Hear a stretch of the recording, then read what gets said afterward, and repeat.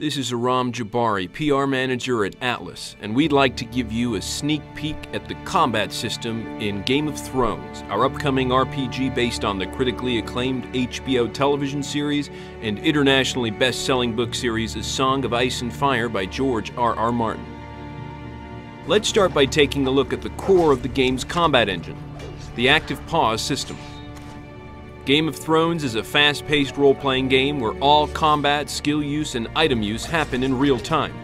When the pulse-pounding action becomes overwhelming, the player can slow down time to better make strategic decisions like giving allies orders or choosing to use some of their character's skills to help turn the tide of the fight.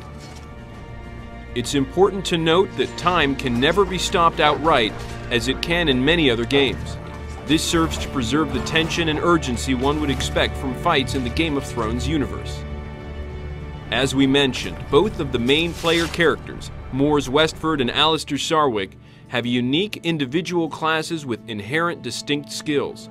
Mors, a hardened warrior of the Night's Watch, can fight as a landed knight, a brutish hedge knight, or as a fierce Magnar. Alliser, a red priest, can fight as an archer, a sellsword, or as a water dancer. These different classes will determine the weapons and armor that Mors and Alliser can use. A hedge knight may use cumbersome two-handed weapons and sweeping attacks, while a landed knight will fight best with his sword and shield combination. Both of these characters will also play differently. For example, Alliser is not quite as stout in battle as Mors is. When facing multiple enemies, Alliser will typically prefer to not stand and fight. To this point, Alliser will have many more options that involve engaging enemies at range, while Mors will usually need to take the fight right to the enemy. Perhaps you want to play as a water-dancing archer or an effective heavy-armored Magnar? The game's multi-class customization options make these character builds possible. You also have the ability to eschew the multi-class path in favor of becoming a specialist in one class and gaining the upper-tier skills for that particular class.